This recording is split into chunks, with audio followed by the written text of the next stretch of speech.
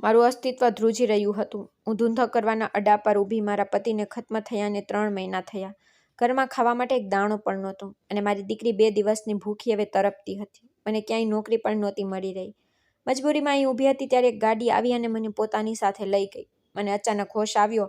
ભગવાન, હું એને બાળકો ખતમ થઈ જશું, પણ હું આ પાપ નહીં કરીશ. જ્યારે તે માણસે મારા કહેવા પર ગાડી ન રોકી તો હું ગાડીમાંથી કૂદી ગઈ.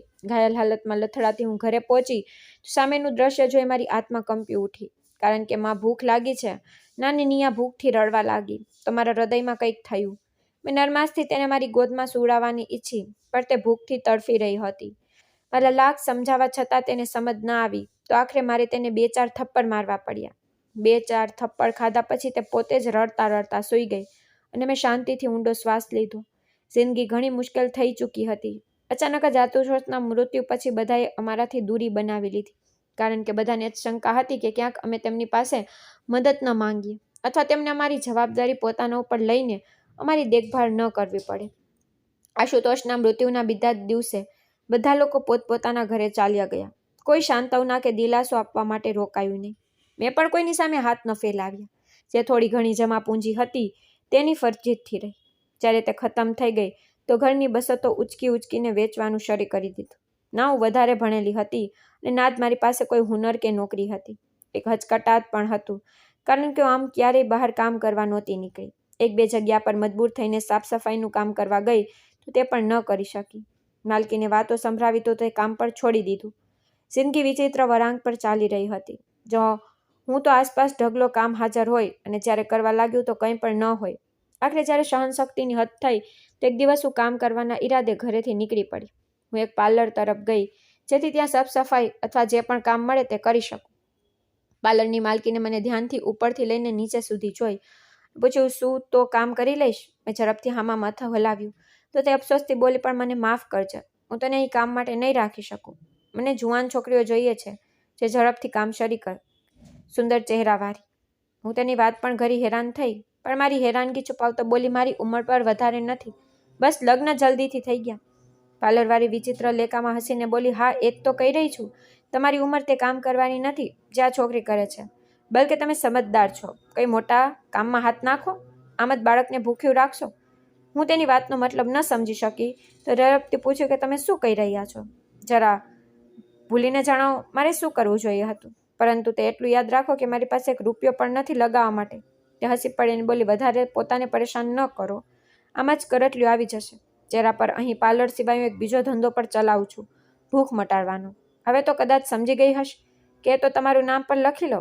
મારી પાસે યાદ રાખજે, એડવાન્સ પછી ગ્રાહકો જો વધારે ખુશ થયા તો કંઈ પણ આપી શકે છે. તે સ્ત્રીની વાત સાંભળીને મારું મોં એકદમ લાલ થઈ ગયું. હું જ્યારે બોલવા લાગી તો અવાજ કંપી રહ્યો હતો. તમે મને આવી સમજી રાખી છે? શું મારા પતિ આ દુનિયામાં નથી? ઇજ્જતથી હું કમાવા નીકળી છું અને તમે મને આ ખોટા રસ્તો બતાવી રહ્યા છો? મારાથી બોલાયું પણ નહોતું.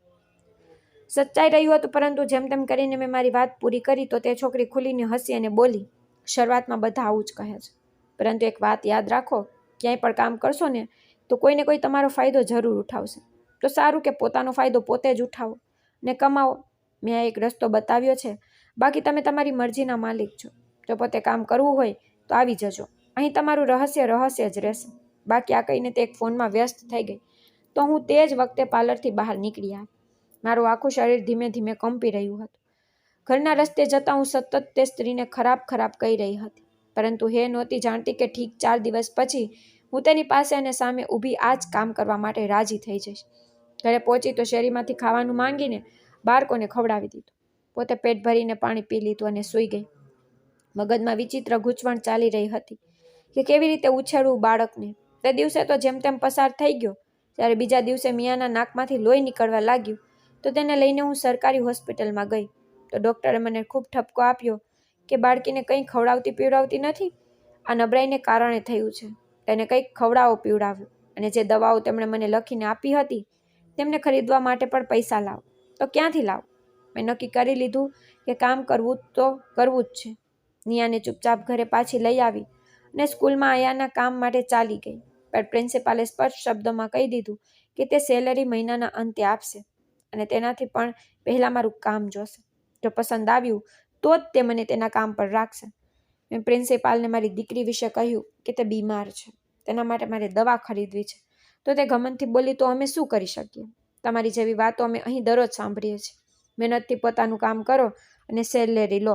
મને તે વખતે પોતાના પર ખૂબ જ લાચારી મહેસૂસ થઈ કે હું મારી દીકરીને દવા તો શું એક વખતની રોટલી પણ નથી ખવડાવી શકતી. કંઈ પણ કહ્યા વગર હું ત્યાંથી નીકળી આવી. મને ખૂબ ભરેલું હતું. મારા વિચારોમાં ખોવાયેલી ચાલતી જઈ રહી હતી. ત્યારે વિચારોની દુનિયામાં પાછી આવી તો જોયું હું તે જ પાર્લરની સામે ઊભી હતી. અંદર જવાનો નિર્ણય મેં થોડી ક્ષણોમાં કર્યો. અંદર જતાં જ પાર્લરની માલકીને મને હસીને જોઈને કહ્યું, જલ્દી પાછી આવી ગઈ? હું શાંત રહી તો તે મને ધ્યાનથી જોતા બોલી, બતાવો કેટલા પૈસા જોઈએ છે? મેં હેરાનીથી પૂછ્યું તો તે હસીને બોલી, બતાવો કેટલા પૈસા જોઈએ છે તમને આ વખતે? આખરે તમારી કોઈ તો મજબૂરી હશે ને જે તમે આટલી જલ્દી પાછા આવી છો, અને તે મજબૂરી જરૂર પૈસા સાથે જોડાયેલી છે. તો અહીં પણ પૈસા લેવા જ આવી? તો બતાવો કેટલા પૈસા આપો? અને તેની વાત પર વિશ્વાસ નહોતો થઈ રહ્યો, કારણ કે તે બિલકુલ સાચું કહી રહી હતી. પરંતુ કામ પછી મેં ખચકાતા કહેવા ઈચ્છ્યું તો તે પોતે જ બોલી, પહેલી સેલેરી કામ પછી આપવાનો રિવાજ સારા લોકોમાં છે, પણ અમારા જેવા લોકો પહેલાં મદદ કરે છે, પછી કામ લે છે. જેટલા જોઈએ બતાવી દે, હું હમણાં જ આપી દઉં છું, કોઈ પણ નિયંત્રણ વગર. પોતાની મેળે જ મારી આંખોમાંથી આંસુ નીકળવા લાગ્યા, જેને મેં ઝડપથી મારા દુપટ્ટાના છેડાથી લૂછી લીધા. બસ એટલા આપી દો કે હું ઘરે જઈને ખાવા માટે કંઈક બનાવી શકું. ઘણા દિવસોથી કંઈ પણ નથી ખાધું. તે સ્ત્રીએ દુઃખથી મને જોઈ ફોન પર કોઈને ખાવાનું લાવવાનું કહ્યું. થોડી જ વારમાં ખાવાનું આવ્યું તો મારી સામે રાખતા બોલી, ઓછામાં ઓછું આ તો જણાવી દેતી કે ભૂખી છો. સારું. મેં ત્યાં ખાવાની ના પાડી દીધી અને તે બધું ખાવાનું પોતાના ઘરે લઈ આવી, જે તે અમે મા દીકરીએ સાથે મળીને ખાઈ શકે. તે સ્ત્રીએ મને પૈસા પણ આપ્યા હતા, જેને પકડતા મારા હાથ કંપી રહ્યા હતા, પણ મેં તે પૈસા પકડી લીધા. હે પરમાત્મા, જો બાકીની દુનિયા પણ આવી જ હોત તો અમે ખોટું કામ કરવા માટે શા માટે મજબૂર થાત? ઘરે આવીને અમે બંને મા દીકરીએ પેટ ભરીને ખાધું. જે બચી ગયું તો સાંજ માટે રાખી દીધું. ખાવાનું ખાધા પછી મને પસ્તાવો થવા લાગ્યો કે મારે તે સ્ત્રીની મદદ નહોતી લેવી જોઈતી. કદાચ મને ક્યાંક કામ મળી જાત. ઘણી જ વિચિત્ર વિચારો મારા મગજમાં ચાલી રહ્યા હતા. હું રાત્રે સૂવા માટે સૂતી તો હૃદય વિચિત્ર અંદાજમાં ધબકી રહ્યું હતું, જાણે કંઈક ખૂબ ખરાબ થવાનું છે. આવી જ હાલત મારી તે વખત હતી જ્યારે આશુતોષ અમને છોડીને આ દુનિયાથી જવાના હતા. તે ટ્રક ચલાવતા, મોટા ટ્રક જેમાં ફળ, ફ્રૂટ અને આ જ પ્રકારની વસ્તુ એક જગ્યાએથી બીજી જગ્યાએ પર લઈને જતા. તે મારા જ શેરીનો હતો. તો અમારા બંનેના લગ્ન થઈ ગયા. લગ્નના શરૂઆતના દિવસો તો ખૂબ સારા પસાર થયા, પરંતુ ત્યાર પછીથી વિચિત્ર અને અનોખી ઘટનાઓ થવા લાગી. અવારનવાર આશુતોષને જોઈને મને અનુભવ થતો કે જાણે તે કંઈક છુપાવી રહ્યા છે, કોઈ રહસ્ય અથવા કોઈ વાત એવી છે જે અંદર જ અંદર તેને ખાઈ રહી છે. મેં ઘણીવાર પૂછ્યું, આશુતોષ શું વાત છે? કેમ પરેશાન લાગી રહ્યા છો? પણ તે હંમેશા મારી વાત ટાળી દેતો અને કોઈ એવી વાત કરી દેતો જેનાથી હું મારો પ્રશ્ન જ ભૂલી જતી. થોડીવાર પછી જ્યારે યાદ આવ્યું તો ત્યાં સુધી આશુતોષ ત્યાંથી જતો રહ્યો. તેની હરકતો અને ચાલ ઢાલ ઘણી જ વિચિત્ર હતી. દરેક વખતે ખૂબ જ વધારે ચોક્કસ રહેતો, આખી રાત જાગતો રહેતો. ફક્ત એટલું જ નહીં, લગ્ન પછી મને ગણતરી પણ નથી યાદ કે અમે કેટલા ઘર બદલ્યા હતા. ખૂબ નાની ઉંમરની હતી જ્યારે મારા આશુતોષ સાથે લગ્ન થયા. તે પણ લગભગ જુવાન જ હશે. મને લાગતું કે ફિલ્મોના હીરોની જેમ ખૂબ બેદરકાર, પરંતુ મને પ્રેમ કરનારો હશે. પ્રેમ કરનારો તો હતો, પરંતુ તે બિલકુલ પણ બેદરકાર નહોતો, બલકે તે ખૂબ જ વધારે ગંભીર હતો. કોઈ પણ નિર્ણય કરતો તો ખૂબ વિચારી સમજીને કરતો. પરંતુ મને ફક્ત તેની સાથે એક જ વાત પર મતભેદ હતો. તે અમારા મહોલ્લાનો સૌથી બુદ્ધિમાન છોકરો હતો. તેના માતા પિતાએ તેને બીજા શહેરમાં ભણવા માટે મોકલ્યો હતો, પરંતુ ત્યાં ભણવાની બદલે અલગ કામ કરતો રહ્યો અને ઘરે પૈસા મોકલતો રહ્યો. ભણતર પર પૂરું ન કર્યું. મારા માતા પિતા પણ કોઈ પૈસાવાળા નહોતા. તેમણે મહોલ્લાના સારા છોકરાનું માંગુ જોઈને મારા લગ્ન કરાવી દીધા. જિંદગી સારી ચાલી રહી હતી, પરંતુ પછી એક દિવસ અમને ખબર મળી કે આશુતોષ પોતાના ટ્રક કોઈ પહાડી રસ્તેથી લઈ જઈ રહ્યો હતો અને એકાએક દુર્ઘટનાના કારણે તે ટ્રક નીચે ખાઈમાં પડી ગયો. પોલીસે આશુતોષના મૃત્યુની પુષ્ટિ પણ કરી દીધી. બોડી જ્યારે અમારા સુધી પહોંચી તો તાબૂતમાં બંધ હતી. પોલીસના અનુસાર તેની હાલત ઘણી ખરાબ હતી. ઘર લાવ્યા અને 1 કલાકની અંદર આશુતોષના અંતિમ સંસ્કાર કરી દેવામાં આવ્યા. જ્યારે આશુતોષ સાથે આ ઘટના બની હતી ત્યારે પણ મારું દિલ આવી જ રીતે ગભરાઈ રહ્યું હતું. અને આજે ફરી મેં ગભરાઈને નિયાને જોઈ તો તે પેટ ભરીને ખાધા પછી આરામથી ખૂબ ઊંઘમાં સૂઈ રહી હતી. હું આ બધું જ વિચારી રહી હતી જ્યારે મને હળવો અવાજ સંભળાયો. હું ચોંકીને ઉઠી બેઠી. ઝડપથી બહાર આંગણામાં આવીને જોયું તો કોઈએ મારા આંગણામાં એક પેકેટ ફેંક્યું હતું. મેં પેકેટ ઉપાડીને ઉપાડવાની બદલે દરવાજો ખોલીને ફેંકનારને જોયો, પણ ત્યાં સુધી તે ગલીમાંથી ગાયબ થઈ ચૂક્યો હતો. ત્યાં કોઈ પણ દેખાયું નહીં. હું હેરાન થતી પાછી આંગણામાં આવી અને પેકેટ ઉચકીને જોયું તો તેમાં પૈસા હતા. મેં હેરાનીથી તે પૈસાને ઓળખીને જોયા તો તે 2-3 જાડી જાડી ગળીઓ હોઈ શકે. કે કોઈએ ચોર તેમને ચોરીને ભાગ્યો હોય, પછી મારા ઘરમાં ફેંકી દીધા હોય. પણ જો ફેંકવામાં જ હતા તો પછી ચોર્યા જ શા માટે? ઘણા વિચિત્ર સવાલ મારા મગજમાં ચાલી રહ્યા હતા. ઉપરથી મને સમજ નહોતી આવી રહી કે આ પૈસાને જોઈને હું ખુશ થાવ કે ડરું, કારણ કે કાલે આ જ પૈસા મારા જીવનનું બવાલ કે જોખમ બની શકે છે. ના જાણે કોણ ફેંકીને ગયું, અથવા હોઈ શકે છે કે પોર્શન મારે દરવાજે આવીને ઊભી હોય. હું વિચિત્ર ગૂંચવણમાં ફસાયેલી હતી. હું તો પેકેટ ઉચકીને રૂમમાં આવી ગઈ. બાકીની આખી રાત મેં જાગીને પસાર કરી.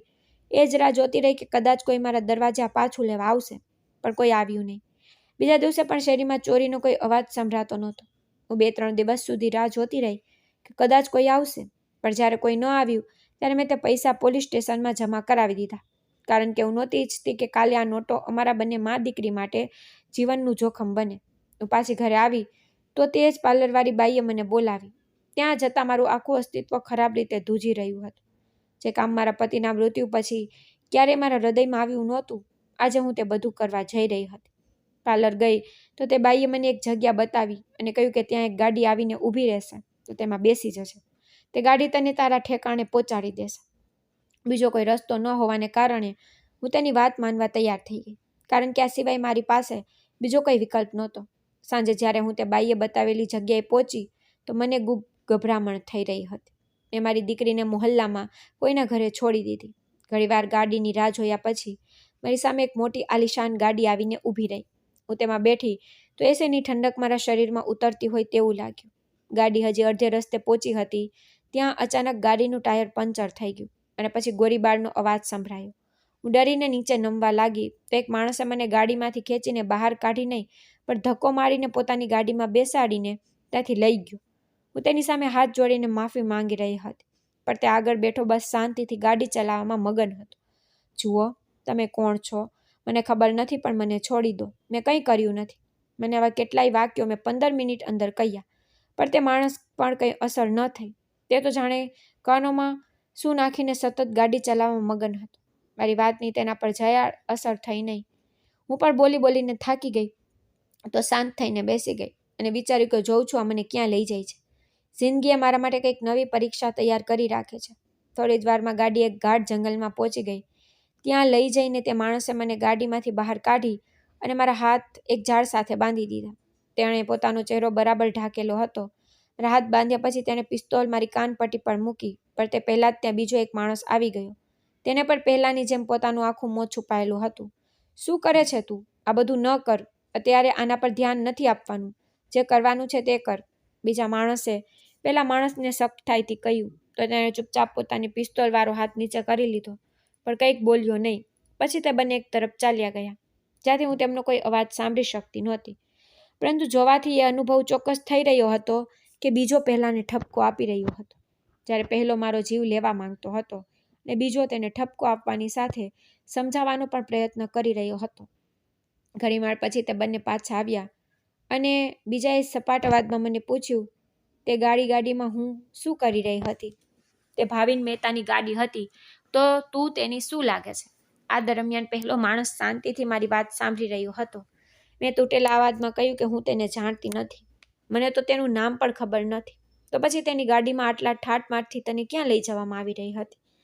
આ વખતે પહેલો માણસ બોલ્યો તો એક ક્ષણ માટે મને વિચિત્ર અનુભવ થયો, પણ મેં મારી વિચારને નકારાત્મક કહ્યું, મને ખબર નથી તે મને ક્યાં લઈ જઈ રહ્યા હતા. તો પછી તું તેની ગાડીમાં પણ બેઠી હતી અને એમ પણ નથી જાણતી કે તે ક્યાં લઈ જઈ રહ્યો હતો? પહેલા માણસે ખૂબ ગુસ્સાથી પૂછ્યું. એટલે કે હું ધ્રુજી ગઈ. તે મને પૈસા જોઈતા હતા. હું અને મારી દીકરી ઘણા દિવસોથી ભૂખ્યા રહીએ છીએ. કામ પણ કોઈ આપતું નથી, એટલે એક સ્ત્રીએ મને તેની ગાડીમાં મોકલી હતી. ડરતા મેં બધી વાત કહી તો બંને એકદમ ચૂપ થઈ ગયા. અને તે પૈસા જે ભાવિન મહેતાએ તારા ઘરે મોકલ્યા હતા તે પોલીસને કેમ આપ્યા? તેનો ઉપયોગ કરતી? મારી આંખો આશ્ચર્યથી ફાટી રહી ગઈ, એ વિચારીને કે તેમને આ વિશે કેવી રીતે ખબર છે. મને હવે લાગતું હતું કે જાણે તે બંને માણસો મારી પાછળ જ હતા. તેમને ભાવિન મહેતા સાથે કંઈક લેવા દેવા નહોતું, અથવા તો તેઓ ભાવિન મહેતાને કારણે મારી જાસૂસી પણ કરી રહ્યા હતા. તે વખતે હું મૂંઝવણમાં પડી ગઈ. મારી ચૂપકી પર તેઓ સખ્તાઈથી બોલ્યા, અમે તને ખતમ કરવામાં એક ક્ષણ પણ નહીં લગાવીએ. તો જે કંઈ પણ પૂછવામાં આવી રહ્યું છે ફક્ત તે વાતનો જવાબ આપ, નહીં તો ચૂપ તો તું ખતમ થઈને પણ રહી શકે છે. મેં ઝડપથી કહ્યું, તે પૈસા મને ભાવિન મહેતાએ આપ્યા નહોતા. પછી એક દેખાણી પ્રશ્નનો જવાબ મેં પહેલા જેવા જ અંદાજમાં આપતા કહ્યું, બલકે મને તો એ પણ ખબર નથી કે તે પૈસા મને કોણે આપ્યા. બસ રાતના અંધારામાં કોઈએ અચાનક જ તે પેકેટ મારા ઘરના આંગણામાં ફેંકી દીધું. મેં જઈને જોયું તો તેમાં 3 નોટોની ગड्डीઓ હતી. હું આખી રાત રાહ જોતી રહી. કદાચ તે પૈસાનો માલિક તેને પાછું લેવા આવશે, પણ કોઈ આવ્યું નહીં. પછી મેં તે પૈસા પોલીસ સ્ટેશનમાં આપી દીધા, કારણ કે મને ડર હતો કે હું કોઈ મુસીબતમાં ન ફસાઈ જાઉં. એમ પણ હું અને મારી દીકરી મોટી મુશ્કેલીથી જીવન પસાર કરી રહ્યા છીએ. પતિ ક્યાં છે તારો? એકે સવાલ કર્યો. તમે જણાવ્યું, મારા પતિનું મૃત્યુ થઈ ગયું છે. પછી તેમણે મને આખી કહાણી પૂછી કે કેવી રીતે પાર્લરવાળીએ મને આ કામ માટે રાજી કરી હતી. જે કંઈ પૂછતા ગયા હું તેમને જણાવતી ગઈ. દીકરી ક્યાં છે તારી? પહેલાવાળાએ નરમાશથી પૂછ્યું. તમે જણાવી દીધું કે એક મોહલ્લાવાળી મારી સારી મિત્ર પાસે છે. મેં મારી દીકરીને તેમની પાસે છોડી દીધી છે. ખબર નથી કે તેઓ મારા જવાબથી સંમત થયા હતા કે નહીં, પણ મને ત્યાં જ બાંધેલી છોડીને તેઓ દૂર જઈને અંદરોઅંદર વાતચીત કરવા લાગ્યા. મને મનોવન પ્રાર્થના કરી રહી હતી કે ખબર નથી કેવો ખરાબ સમય હતો જ્યારે મેં તે પાર્લરવાળીની માત માનીને આ ખરાબ રસ્તા પર ચાલવાનું વિચાર્યું. હજી તો તેનું કામ પણ નહોતું કર્યું તે પહેલાં જ આ મુસીબત મારા ગળા પડી ગઈ હતી. પહેલો માણસ ત્યાંથી ગાડી લઈને ચાલ્યો ગયો. જ્યારે બીજો મારી પાસે આવ્યો અને બોલ્યો, મતલબ તું પહેલાં પણ આ કામ કરતી રહી છે? ત્યારે તો આટલી સરળતાથી માની ગઈ, નહીં તો આમ કોઈ આરામથી માની નથી જતું. મેં ભગવાનના કસમ ખાઈને તેને ખાતરી કરવાનો પ્રયત્ન કર્યો. ખબર નહીં તેનો વિશ્વાસ આવ્યો હતો કે નહીં. થોડીવાર પછી પહેલો માણસ ગાડી લઈને ફરીથી ત્યાં આવી ગયો. આ વખતે મારા માટે સૌથી વધુ ચોંકાવનારી વાત એ હતી કે તે માણસ સાથે નિયા પણ હતી. મારી દીકરી નિયાને ખબર નહીં કેવી રીતે લાવ્યો હતો, અથવા તેણે મોહલ્લાવાળી સ્ત્રીને શું કહ્યું હતું. મને કોઈ વાતની જાણ નહોતી. નિયા મારા ગળે લાગીને રડવા લાગી. તો મેં નરમાઈથી પૂછ્યું કે બેટા કેવી રીતે આવી તું અહીં, અને શું કહ્યું છે? તેણે તને મારો ઈશારો તે માણસ તરફ હતો જે એક તરફ ઝાડ સાથે ટેકો દઈને ઊભો હતો અને અમને બંનેને ધ્યાનથી જોઈ રહ્યો હતો. નિયા જલ્દીથી બોલી કે તેણે જણાવ્યું કે તમારું એક્સિડન્ટ થઈ ગયું છે. મમ્મી, મને બહુ રડવું આવ્યું. હું આખા રસ્તે પ્રાર્થના કરી રહી હતી કે ભગવાન મારી મમ્મીને કંઈ પણ ન થવા દે. આ કહીને તે ફરીથી રડવા લાગી. મેં ઘૂરીને તે પથ્થર હૃદય માણસ તરફ જોયું, જે હવે પોતાના ફોનમાં વ્યસ્ત હતો. રાત સુધી અમે ત્યાં જ રહ્યા. ત્યારબાદ તે બંને અમને એ ઘરમાં ઉતાર્યા અને ત્યાંથી ચાલ્યા ગયા. તે ઘર બિલકુલ નાનું હતું. તે ઘરમાં ઉતરીને તેમણે બહારથી તાળું લગાવી દીધું હતું.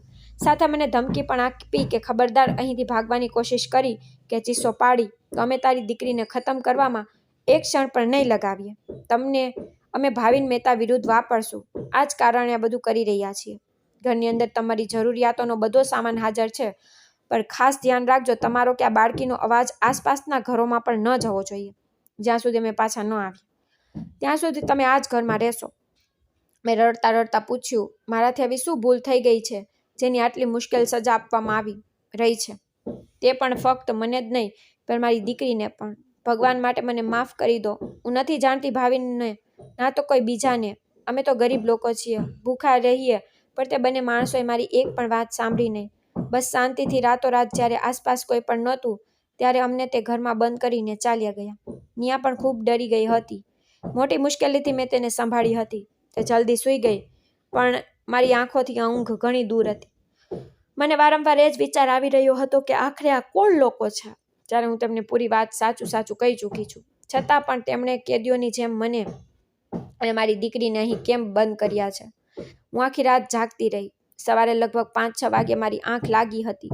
મેં 2-3 કલાક ઊંઘ્યા પછી જ્યારે ઘરને ધ્યાનથી જોયું તો તે નાનું પણ સ્વચ્છ ઘર હતું, જ્યાં ફ્રીજ અને કબાટોમાં ખાવા પીવાની દરેક પ્રકારનો સામાન હાજર હતો. મારી દીકરી તો ખૂબ ખુશ હતી. ક્યાંય અમારું નાનું ગંદુ ઘર અને ક્યાં સ્વચ્છ ઘર. તે તો આખા ઘરમાં ભાગતી ફરતી, ક્યારેક ફ્રીજમાંથી કાઢીને કંઈક ખાવા લાગતી ને ક્યારેક મેં તેને રોકી નહીં. બસ મનોમન પરેશાન થતા આ મુશ્કેલીમાંથી બચવા પ્રાર્થના કરવા લાગી. એક દિવસ પસાર થયો, પછી 2 અને આમ કરતાં લગભગ 4 થી 5 દિવસ પસાર થઈ ગયા, પણ તે બંને માણસોનો કોઈ પતો નહોતો. હવે હું ખૂબ પરેશાન થઈ ગઈ. મેં ત્યાંથી ભાગવાનું વિચારવાનું શરૂ કરી દીધું. જ્યારે 6ઠા દિવસે પણ તેમની તરફથી કોઈ ખબર ન મળી તો રાતના સમયે મેં મારી દીકરી સાથે તે ઘરની દિવાલ કૂદી અને ત્યાંથી ભાગી આવી. આ દરમિયાન મારા પગમાં ખરાબ રીતે મોચ પણ આવી ગઈ, પણ હું મારી દીકરીને તે બંધ ઘરમાં ગુણાવવા માટે છોડી શકતી નહોતી. મોટી મુશ્કેલીથી હું મારા ઘરે પહોંચી, કારણ કે મને ના તો તે વિસ્તારનો પતો હતો જ્યાં અમને લોકોને બંધ કરીને રાખવામાં આવ્યા હતા, ના તો મારી પાસે પૈસા હતા. બસ કોઈક રીતે લોકોને વિનંતી કરી અને લિફ્ટ લઈને અમે બંને મા દીકરી અમારા ઘરે હાજર હતા.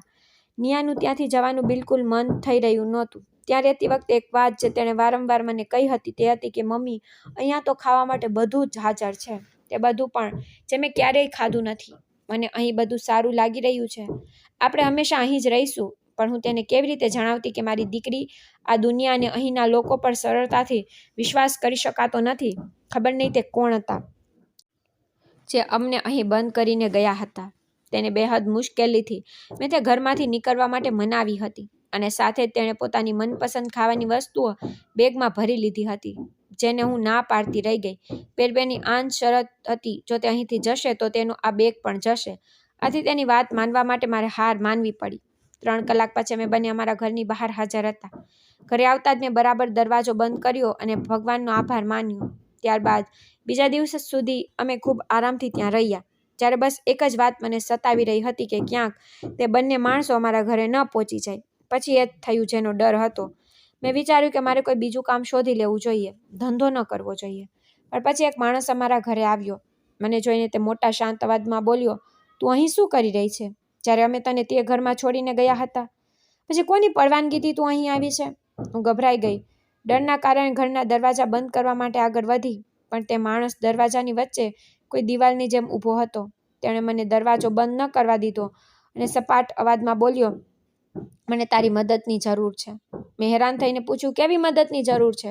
હું બિલકુલ કંગાળ છું. હું તમને લોકોની શું મદદ કરી શકું? ભગવાનનું નામ લો, મને છોડી દો. હું પહેલેથી જ બહુ મજબૂર અને દુઃખની મારેલી છું. મને મારા હાલ પર છોડી દો. હું તમારી કોઈ પણ મદદ કરી શકતી નથી. તે માણસે એક ચેક મારા સામે કર્યો, જેના પર એક બહુ મોટી રકમ લખેલી હતી. આ શું છે? મેં ચોંકીને પૂછ્યું.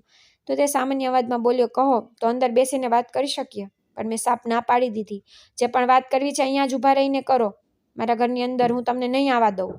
અને આ જ આપણા બંને માટે સારું છે, કારણ કે ભલે મારી પાસે ખાવા માટે કંઈ ન હોય, પણ મારી ઇજ્જત જરૂર છે, જે હું ગુમાવવા નથી માંગતી.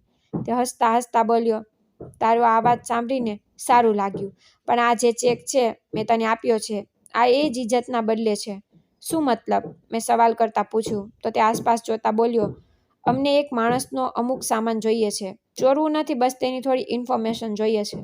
5 દિવસ પછી તે માણસના ઘરે પાર્ટી છે, જ્યાં તેણે પોતાની પાર્ટીમાં જામ અને કબાબનો વ્યવસ્થા પણ કર્યો છે.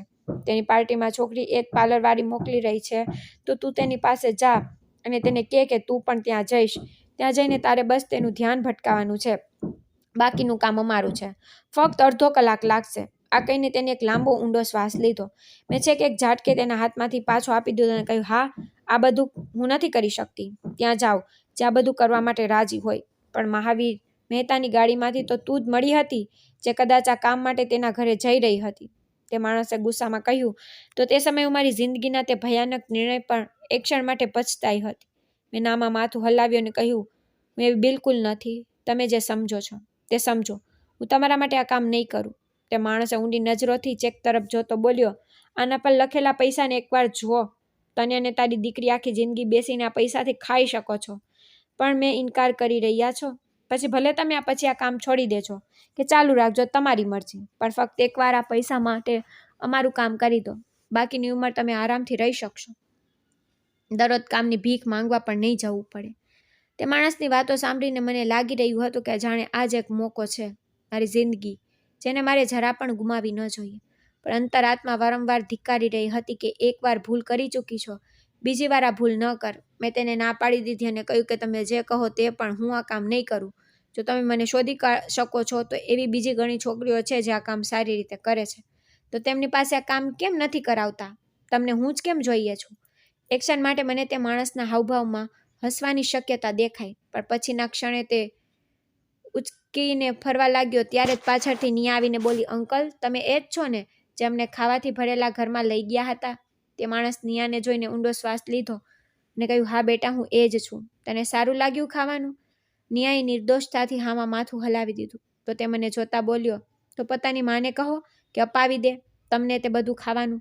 બસ મારી એક વાત છે, જો તે માની લે તો હું તમને ઢગલાબંધ ખાવાનું અને પૈસા પણ આપીશ. પછી તમે દરરોજ તે બધું ખાઈ શકો છો, જે તમારું મન ઈચ્છે. આ વાત સાંભળીને નિયા મારી તરફ જોતા બોલી, મમ્મી માની જાઉં ને જે અંકલ કહી રહ્યા છે? મને તે બધું બહુ સારું લાગ્યું છે અને તે બધું જોઈએ છે. નિયાની વાતો અને તેની નિર્દોષતા જોઈને એક ક્ષણ માટે હું પીગળી ગઈ. મેં તે માણસને કહ્યું, વિચારીને જણાવું. તે જતો રહ્યો. તેના ગયા પછી પણ મારા મગજમાં એ જ બધું ચાલતું રહ્યું કે જો એકવાર હું તેની વાત માની લઉં તો મારી દીકરીને ભૂખ્યા નહીં રહેવું પડે. ખબર નહીં નોકરી કે કામ કોઈ આપે છે કે નહીં, ને જો આપશે તો તે જ અમુક પૈસા જેમાં ઘરનો ખર્ચ બહુ મુશ્કેલીથી ચાલશે. ઉપરથી નિયાની વારંવારની એક જ વાત જેને સાંભળીને હું કંટાળી ગઈ હતી અને વિચાર્યા વગર મેં દીકરી પર હાથ ઉપાડ્યો. તે તો મારા માર ખાધા પછી રડતા સૂઈ ગઈ. પણ મને બેચેની રહી. મા બાપ બાળકો માટે શું નથી કરતા, અને હું તો ફક્ત એકવાર આ પાપ કરીશ, પછી હું પ્રશ્નાચાપ કરી લઈશ.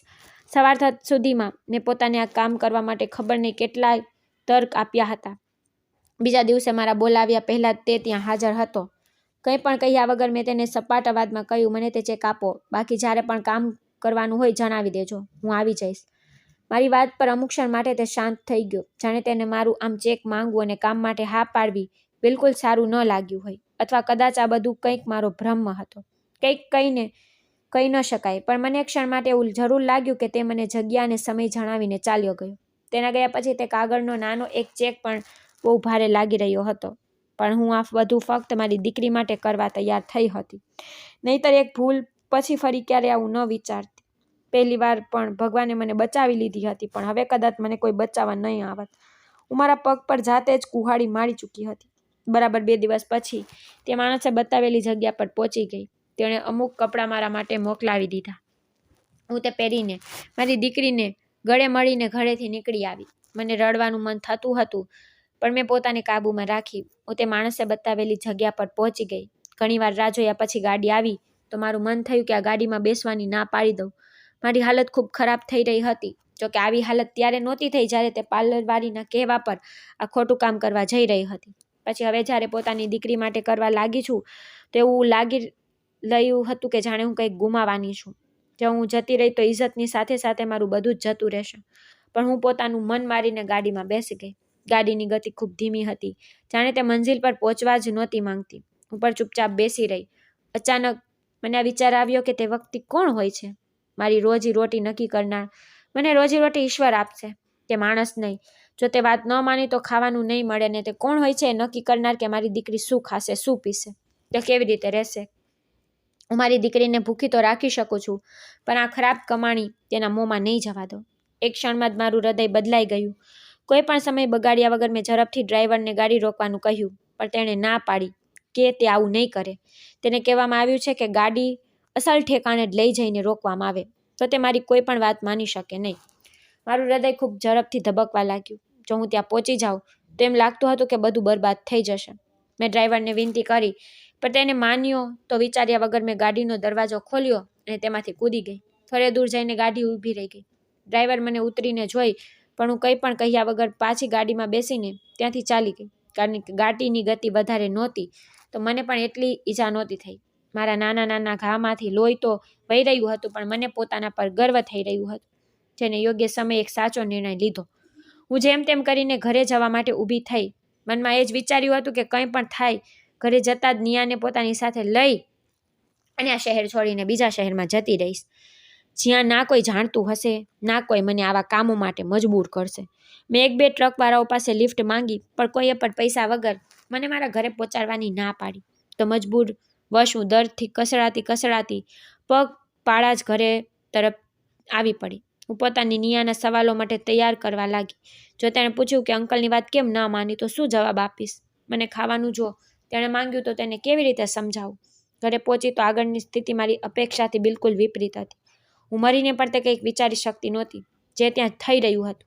મને સમજાયું નહીં કે જે કોઈ મારી રાહ જોઈ રહ્યું છે તેનું આવું મારા માટે એક પુરસ્કાર છે, કે એક એવું સપનું જેનો કંઈ અર્થ નથી. હું ઘરે ગઈ તો નિયા ભાગતી મારી પાસે આવીને બોલી, મમ્મી પપ્પા આવ્યા છે. તેની વાત સાંભળીને હું એકાએક ખુશ થઈ ગઈ, ઉત્સાહ થઈ ગઈ. શું મતલબ? કેવી રીતે જોઈ લીધું? તે ક્યાંક ડરી તો નથી ગઈ ને? મને ફિકર થવા લાગી કે ક્યાંક તેની સાથે કંઈક બીજું જ ન બન્યું હોય. પણ તે હસતા હસતા બોલી, મમ્મી હું સાચું કહી રહી છું, પપ્પા આવ્યા છે, ઢગલાબંધ ખાવાનું પણ લાવીને આ લઈને આવ્યા છે. શું મતલબ? હું હજી પણ બેચેનીથી નિયાને જોઈ રહી હતી. મને તેની વાતનો વિશ્વાસ નહોતો આવતો. જો આશુતોષ પોતે જ રૂમમાંથી બહાર નીકળીને મારી સામે ન આવી જાત. આશુતોષ, મને મારો અવાજ કોઈ ઊંડી ખાઈમાંથી આવતો હોય તેવું લાગ્યું. હા, તે મારી સામે હતો. મારો પતિ જે મૃત પામ્યો હતો, જેની લાશ શબપેટીમાં બંધ થઈને અમારી પાસે આવી હતી, તે બરાબર મારી સામે ઊભો હસી રહ્યો હતો. મેં નિયાને એકદમથી પોતાની પાછળ છુપાવવાની કોશિશ કરી, પણ તે મારી પોકારમાંથી નીકળીને ભાગતી જઈને આશુતોષના ગળે વળગી પડી. નિયા, અહીં આવી જા. મેં તેને રોકવાની કોશિશ કરી, જેના પર આશુતોષે નરમાઈથી હસતા હસતા કહ્યું, કેમ પરેશાન થઈ રહી છે? જીવતો છું હું. પોતાની પત્ની અને બાળક માટે મારી હાલત એવી હતી જાણે કાપો તો શરીરમાં લોહી ના હોય. ત્યારે તે મારી સામે ઊભો હસી રહ્યો હતો. જો તું જીવતો હતો તો આ બધું શું હતું? તે મારી સામે જૂઠું કેમ બોલ્યું? મેં લગભગ ચીસો પાડતા કહ્યું, જેના પર આશુતોષે ઝડપથી આગળ વધીને મારા મોં પર હાથ મૂક્યો. મને બધું બોલતા અટકાવી દીધી. પહેલાં મારી વાત સાંભળી લે, પછી તારા પ્રશ્ન કરજે. સોનારી, મારી મજબૂરી હતી, પણ વાસ્તવમાં મર્યો નહોતો. હા, મારી સાથે એક અકસ્માત જરૂર થયો, પણ તે અકસ્માતમાં મેં મારી મોતનું સ્વરૂપ એટલા માટે આપ્યું કારણ કે હું એક એજન્ટ છું. મમ્મીએ મને શહેરમાં ભણવા માટે મોકલ્યો હતો, પણ મેં ત્યાં જઈને સ્પેશિયલ એજન્ટ તરીકે ન ફક્ત ટ્રેનિંગ કરી, બલકે તેમનો એક મેમ્બર બની ગયો. બસ પછી આ ટ્રક ચલાવવાનો ફક્ત એક દેખાડો હતો. હું સરકાર માટે અને મારા દેશ માટે અલગ અલગ કામ કરવા લાગેલો રહ્યો. આ જ સચ્ચાઈ પણ હું છુપાવતો રહ્યો. હું જે દેખાઉં છું તે બિલકુલ નથી. એજન્ટ શું હોય છે આના વિશે હું તને પછી પણ જણાવીશ, પણ અત્યારે જે વાત હું તને જણાવવાનો છું તે સાંભળ. અમુક લોકો મારા જીવનના દુશ્મન હતા. જો મારી મોત તેમને બતાવત તો તેઓ મને ખતમ કરી દેત. તો મેં તેમને મારી મોત બતાવી અને છુપાવીને પોતાનું કામ કરતો રહ્યો. મને તમારા લોકોનો પણ ખ્યાલ હતો, ત્યારે જ તે રાત્રે પેકેટમાં પૈસા નાખીને ઘરમાં ફેંક્યા. પણ જે રસ્તો અપનાવ્યો તેનાથી મને ખૂબ તકલીફ થઈ. તે દિવસે તને જંગલમાંથી જે 2 માણસો લઈ ગયા હતા તેમાંથી એક હું હતો, અને તારી સાથે આ વાત બદલીને વાત કરી રહ્યો હતો.